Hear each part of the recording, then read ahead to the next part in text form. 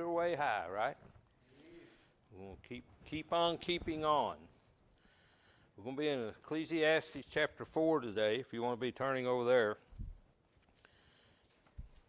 As we go through these first 4 chapters of Ecclesiastes, what you're going to see that the preacher, Solomon, if it's who it is teaching us under the sun that there's not anything but vanity and vexation of spirit. And we're going to see in chapter 5, when we get there, what we should be doing. And so our studies under the sun, we need to realize that we're being taught not to put our trust in things under the sun. That's what this message is about. And so as we begin chapter 4, it's going to talk about oppressing those who are oppressed and those who are doing the oppressing. And I don't think that's hard for us to relate to. I mean, we can see it every day here on this earth now. And, this is probably about 3,000 years ago when this was written. And nothing much has changed. And so, as we study this, let's realize the lesson we're being taught is we have to stay focused on serving the one and only true God. Regardless of hardships, trials, regardless of prosperity. I mean, man, we can be, living good and forget about God. We can be tortured and just say, well, there's no God, he ain't going to help me. But that's not the idea that this book is teaching us. Because all these things that we face, prosperity or whatever it might be, we still stay focused on serving God. Because this is a challenge living in this world. Under the sun, there's no rest here for us. We're not home yet. So let's don't ever forget that as we study this. Ecclesiastes chapter 4, beginning in verse 1. And the writer says, So I returned and considered all the oppressions that are done under the sun, and behold, the tears of such as were oppressed, and they had no comforter. And on the side of their oppressors there was power, but they had no comforter. I don't know if you all got a paper. There's papers outside on the shelf. Anybody need one? We'll see if they get it. Hope everybody got one.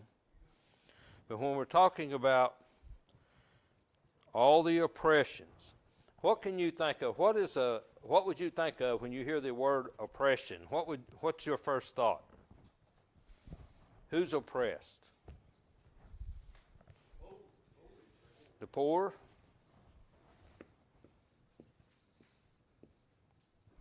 Why the poor?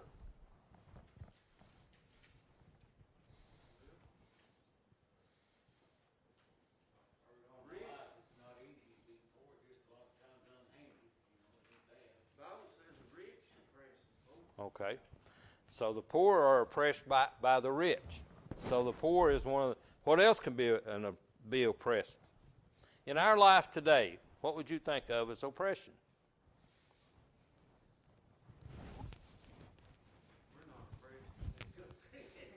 Yeah, we are. Yeah, we are. What about abuse? What about abuse from who's doing the abusing? So when we think of oppression, we first of all think generally speaking. Okay, the rich oppress the poor, when in reality we have oppression in each home, in most homes, in a lot of homes. I won't say all homes, but there's oppression right inside the homes. Okay? When we think about those being oppressed, what about a worker? What about a worker in a factory or a worker somewhere else? You know why you're working? You know why you work? Because Adam sinned. That's why we work. Okay? Are all workers oppressed? I would say no. No, they're not. But a lot of them are. When we think of workers that are oppressed, we probably think of slaves.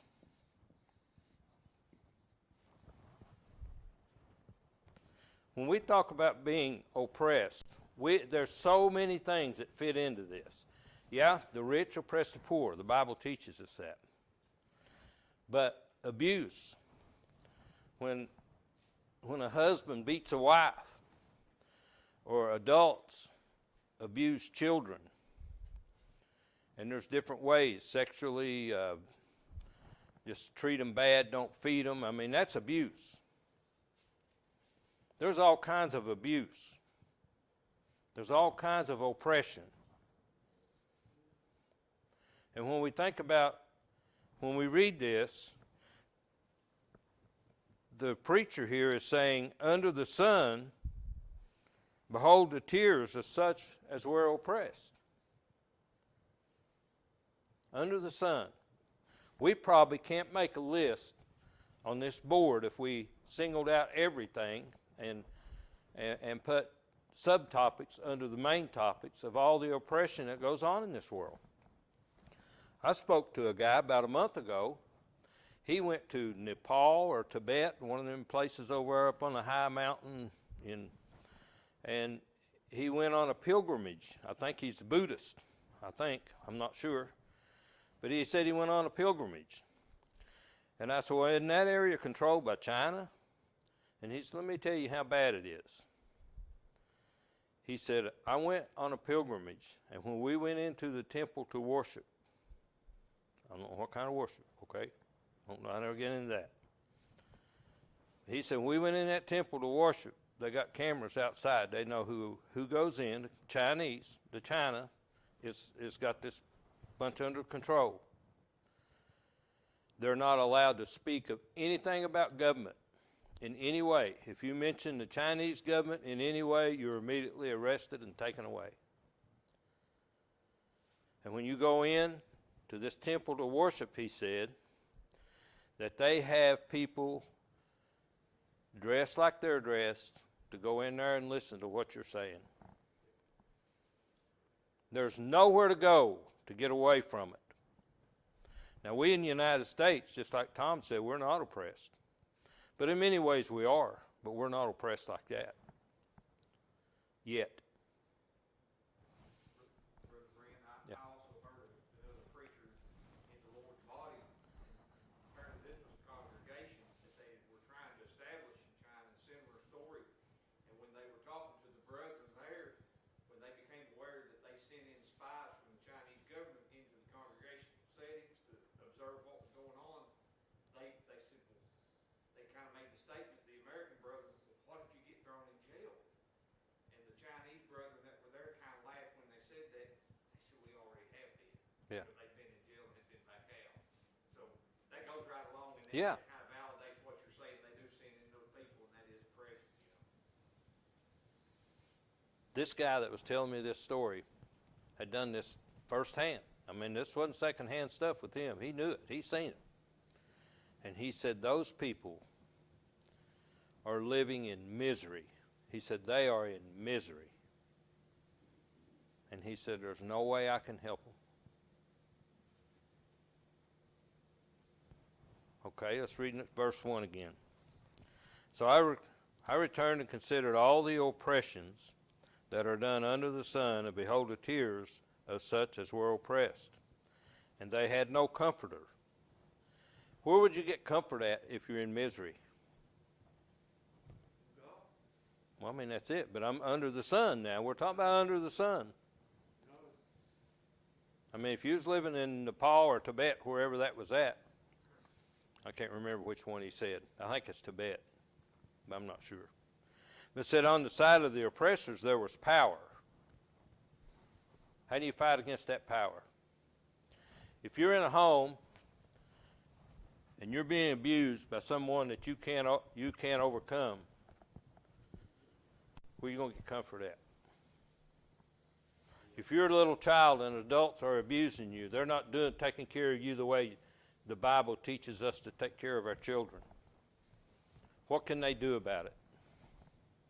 With most of them feel like they'd be better off dead. And we're going to get to that. We're going to get to that. You're thinking exactly like the preachers think. The only comfort they could get is look forward to being able to live to get out there someday. You got to have a hope, don't you? That's the key. You got to have a hope when all this is going on. Remember what I said earlier. What's going on under the sun, there's no rest in it. That's why we must stay focused. We must stay focused. No matter if you're living in the United States where the oppression is not as bad as what we in China, we can talk about our government, and we do. Boy, I mean, we talk about our government all the time. Ain't nobody arrested me yet for all the things I've said. It may come to that. It might very well come to that someday. But could you imagine sitting here this day and mention something about our government and somebody just get up out of the seat and come up, throw cuffs on you and take you out? Would you like to walk outside there and cameras be everywhere, listening, not only watching what you're doing, but listening to what you're saying? So when this preacher, of course, this is not, I mean, the oppressors have power. How do you stand against the power of the oppressors under the sun? Under the sun. They had no comforter. These people who are being oppressed had no comforter. No way to get out of this misery. Now here's my question, and this goes for me as well as everybody else, every Christian on this planet. Would you stay a Christian if it cost you your life or you had to live in oppression? Could you live a Christian life? If you lost everything you had, would you be thankful you had it? Or would you be bitter because you lost it?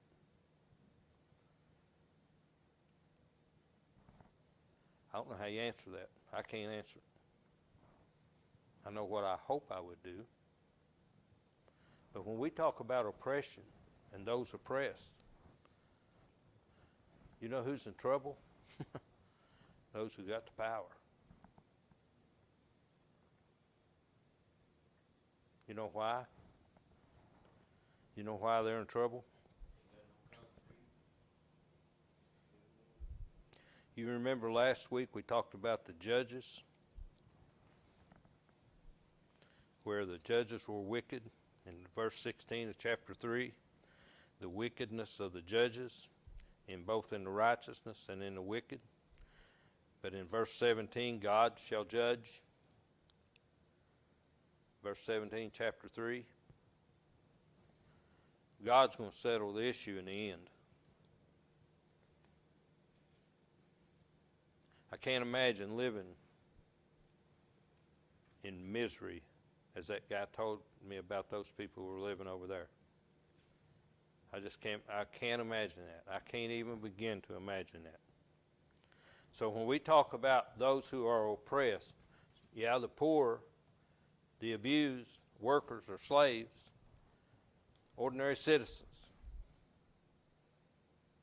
us. I mean, I just can't imagine living. Thanks, Brother Brent, that we don't understand living like that because we're not poor. Right. The poorest people in our nation are richer than 99% of the world. That's the difference. An American, now it's just my opinion and getting work in here, but an American's frame of mind will not allow it. We fought war after war after war to get away from this. Why did we leave England? Yeah. What was our forefathers doing? Getting away from oppression.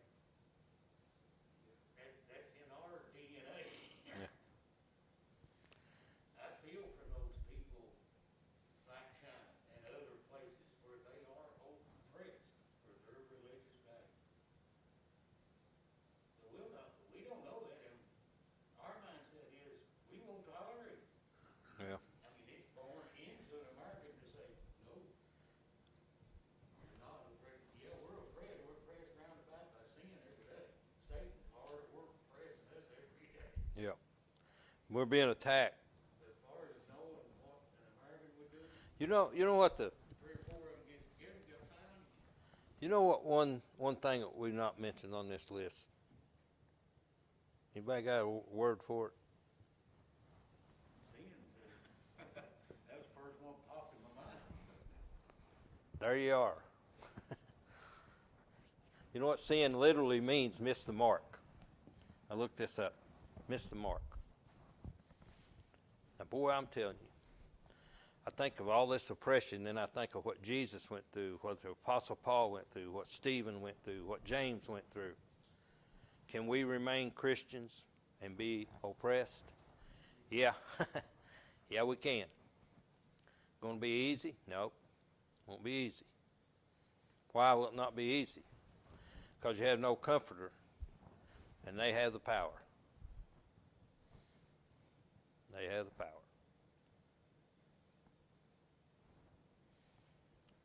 It's really scary. But I think it's unique. I think it's neat that here in chapter 4, verse 1, that this wise, wealthy, have-it-all guy is considered the poor and the oppressed. You know, we have many wealthy people in this country that give a lot of money away. Now, we don't talk about that part. We talk about the rich oppressing the poor. But there's everybody that's rich is not bad. They're not. There's a lot of rich people who give away a lot.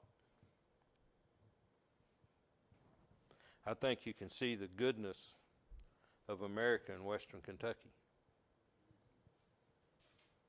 I don't know how much money's been raised for those people down there, but probably all the money and all the goods, and if you put a dollar figure on everything that's been sent there, you'd probably buy the whole county. You know? Here's my hope, my wish, what I'd like to see happen. I'd like to see that money and all those goods be used over the years to get them back to where they were at. Not just throw it at them one time and walk off and leave them. All right? We have a tendency to do that. But there's been a lot of people give a lot to help fellow Americans. So to say that we're oppressed, I have to go back and agree with Tom. We're probably not oppressed in this country compared to others for sure. But they had no comforter, and the oppressors had the power. Verse 2, wherefore I praise the dead which are already dead more than the living which are yet alive. That's what Ryan alluded to. Better to be dead than to go through this. That doesn't mean go kill yourself, okay? Don't mean go sin. But he's praising those who went through this oppression and have already died. They're better off than the ones that are still living in it. Stop and think about that compared to sin. What about sinners who have never come to the terms of the gospel? What about the dead that die in the Lord?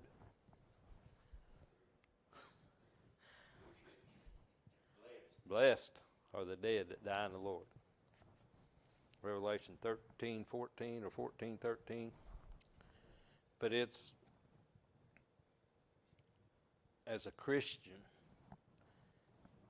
as Apostle Paul says, none of this moves me. You stay on the straight and narrow. Stiff, right. So, I mean, it's really great that we have this hope. Verse 3, yea, better is he than both they, which hath not yet been, who hath not seen the evil work that is done under the sun. Who's better than both? The dead are better than the living and those who are going to be born. He's better than both the living and those yet to come. Why would you even question what's yet to come? Why would it not be better for those in the future than those who are now living or those who have died in the past? What makes the future, what determines that there's going to be oppression in the future? How does he know that? Nothing new under the sun. We talked about it in the earlier chapters, right? God has set this stuff in motion and you can't stop it. You're not going to stop it.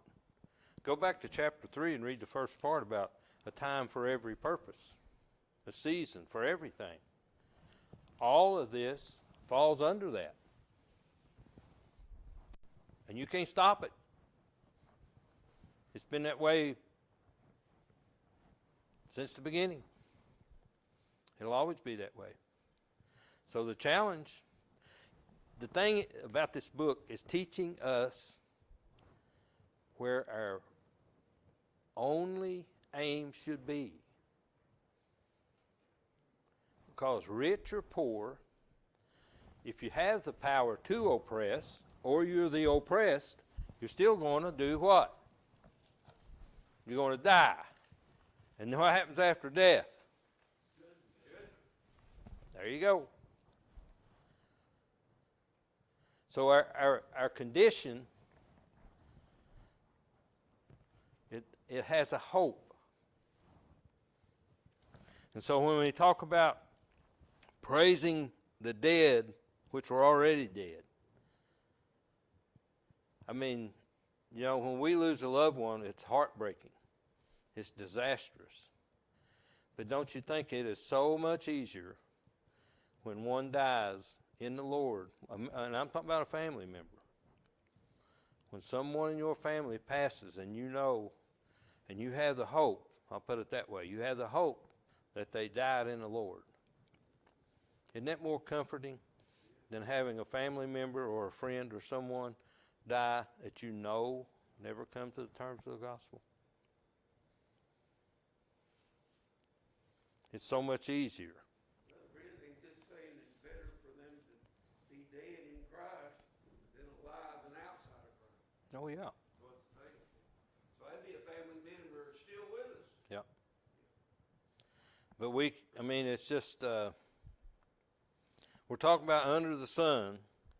So when we see those who die, our first thought, and you all have heard people say this, well, at least they're not suffering anymore.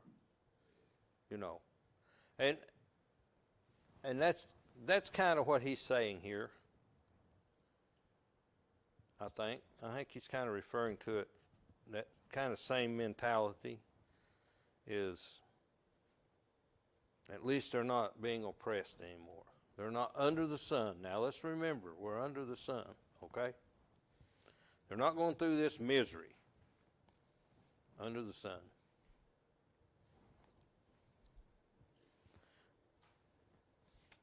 So the oppressions and the oppressors, it's quite a challenge for mankind on both sides.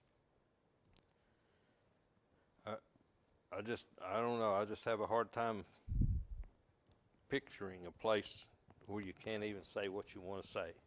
And we're getting there in this country. It's getting close to that now. Okay, verse 4. Let's read verse 4 through 6. Again, I considered all travail and every right work, that for this a man is envied of his neighbor. This is also vanity and vexation of spirit. The fool foldeth his hands together and eateth his own flesh. Better is an handful with quietness than both the hands full with travail and vexation of spirit. Now, so what's he talking about here? He's talking about working and gaining under the sun. Okay, now we're talking about under the sun. Let's never forget that. Every right work. Okay, if you go out here and work and you strive to better yourself, to gain earthly things, and everybody's seen it, and you probably even commented on it yourself about how rich they are, what all they've got. Boy, if I just had a piece of that, I told Sandy one day, I said, I wish I could hit the lottery. Of course, I don't buy tickets. I never play the lottery. She said, you wouldn't have it a week. You'd give it away. You don't need it.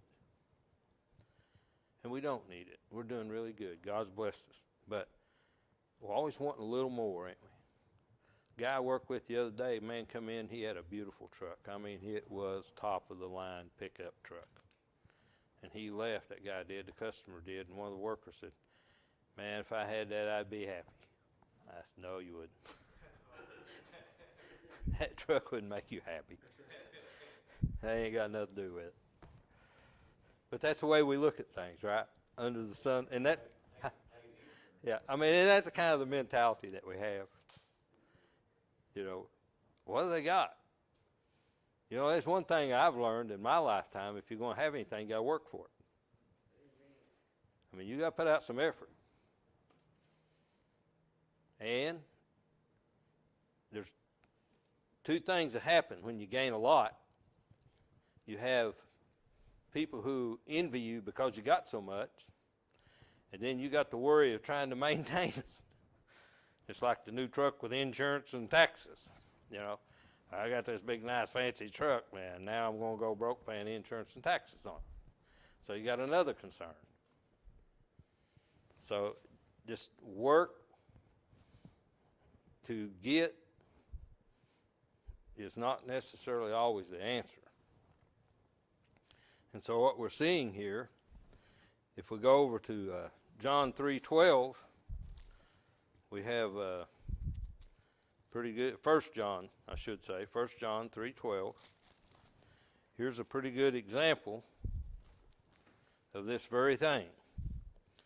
1 John 3, verse 12, not as Cain, who was of the wicked one, and slew his brother, and wherefore he slew him. Why did he do that for? Because his own works were evil, and his brother's righteous. Envy, jealousy, hatred. All of those things that's listed in the sins of the Bible. Because the rich oppress the poor. We can't be the poor and let the rich take away our salvation. We have to keep everything within its context, where it's at, what it's doing. So just because in verse 4, every right work. Now, when I first read that, I'm thinking every right work, everything you do that's right is envied by your neighbor. But as I studied more and read more, I find that it's talking about you work all the time to gain more and more and more and more and more. And then people, well, had a guy tell me one time, he said, and he was older than me, and he said, if I had your money, I'd burn mine. And I said, well, that's silly. I said, you just give me yours and I'll give you mine. Oh, no. He said, I ain't going to do that. And another guy told me, he said, if I had your money, I'd buy 4 brand new pickup trucks. And I said, if you bought 4 brand new pickup trucks, you wouldn't have my money no more. Well, never thought about that, he said. So, I mean, everybody's all the time wanting, you know, they're guessing.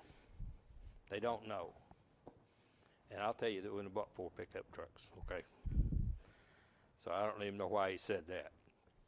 But anyway, this keeping score, I call it keeping score. Wad that scorecard up and throw it away. We need to keep score. We don't need to keep. And we was going to go there, but since you're already there, that's okay. Nope. No, that's fine. No, that's fine. That's great. That's great. That's great.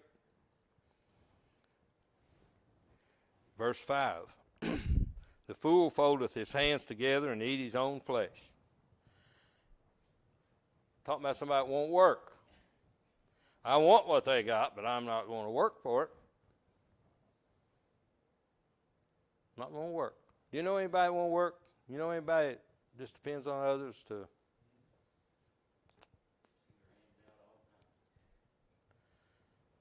Kind of amazing, isn't it? You know, a lot of times I've been greeted by people and they'll say,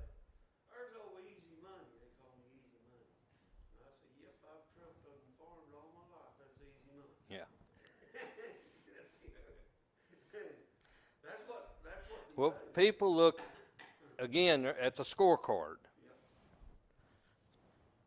I remember when I was a kid, and Tom T. Hall was from Olive Hill, you all know that, and he was kind of at the top of his game. Everybody in Carter County was kin to Tom T. Hall somehow.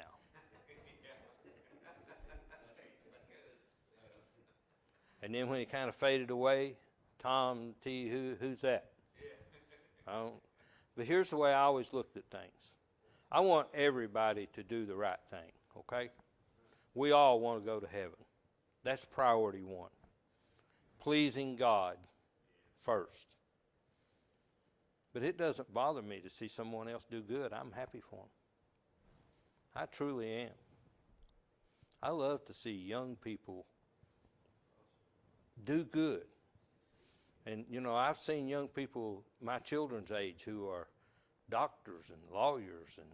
And I mean, in fact, I had one of them doctor me when I was in the hospital that used to come to my house, you know. And one of the nurses was a neighbor. I watched him grow up. I'm happy for him. I'm thankful to God that they didn't just lay around and eat their own flesh. You know? It's not a scorecard. Don't keep score.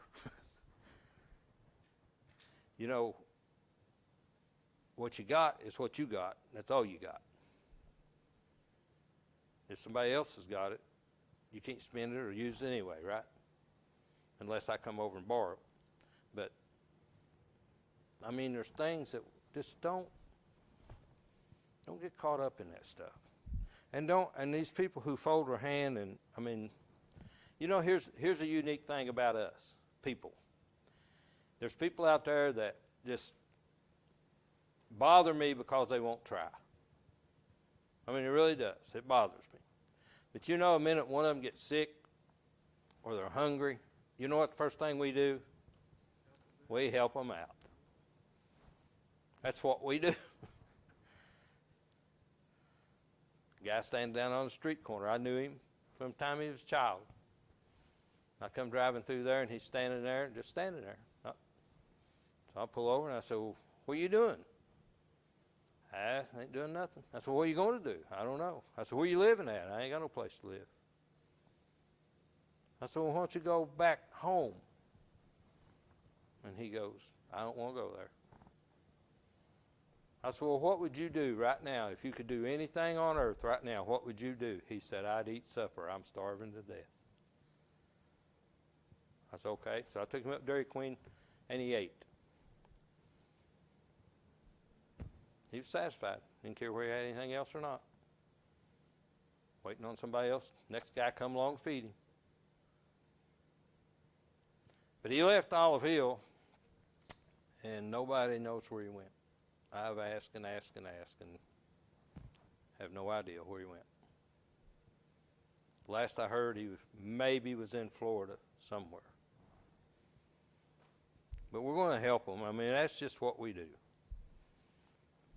And I'm not inviting any of y'all to quit work because I may not be able to feed you. But now y'all keep working because I might need you to feed me. But anyway, these people who, it's hard to help somebody that don't help themselves. Verse 6, better is a handful with quietness than both the hands full with travail and vexation of spirit. Before we get into that, this is kind of referring to what Brother Philip said, godliness with contentment is great gain. Okay, that's what he's kind of saying here, all right? But let's talk about the word travail. What does that mean to you when you hear the word travail? Labor, okay. A what? Continue, just keep on going. Keep on. Doesn't it describe a woman in labor with child as travail in numerous places throughout the scripture? Yeah, and so you're talking about a wearisome time, a troubled time, a time of labor without end, if you will, continuous. And all this goes into, if you go back to verse 1 in chapter 4 here, no, take that back. verse 4 of chapter 4, I consider all travail, all of it, all the different kinds of travail. And in verse 6, it's full with travail and vexation of spirit. All this is travail. It's a challenge, if you will. Now, in verse 8, the word travail at the end of verse 8 has a kind of a different meaning, because it's like, in verse 8, it's more like having an affair. And I don't mean affair cheating on your husband or on your wife. It's an affair that you're so caught up in that that's all you do. You're caught up in work, that's all you're going to do. Nothing else matters. Nothing else matters. I'm just going to do this. Nothing else matters. Don't think about nothing else. That's it. Just one thing. So it's kind of the same thing, but it's not exactly the same thing. But here in verse 6, it's talking about contentment. But if you got a lot, people envy you. If you don't work, you don't have nothing. It's a problem. But a handful with quietness, contentment. Contentment. And what Brother Philip referred to in 1 Timothy 6 is that's it. So then in verse 7, then I returned and saw vanity under the sun. There's one alone. Now he's talking about a person now. All right, there is one alone, and there is not a second. Yea, he hath neither child nor brother, yet is there no end of all his labor. Neither is his eye satisfied with riches, neither saith he, for whom do I labor, and bereave my soul of good? This is also vanity, yea, it is a sore travail. This is just work to satisfy self and nobody else. That's what he's talking about. What's that? Yeah. Right. And it's never ending. I mean, in this type of person's life, they're working for themselves and themselves alone. Nothing else matters. Nothing else matters. Who are you going to leave it to? Don't know.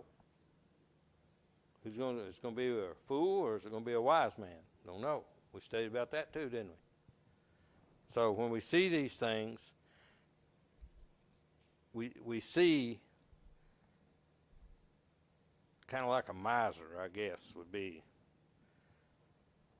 But just works all the time. Verse 9, 2 are better than one, because they have a good reward for their labor. So when you put two together, it's better that you work together, right? Than just to strive to satisfy your own self. And there's just a whole lot of things that will go along with that, but we're out of time. And so we'll start about verse 7 or 8 and pick that back up next week. Anybody have any questions or comments or anything at all? Thank you all for your help. I appreciate it. We'll take a little break and get into our worship service.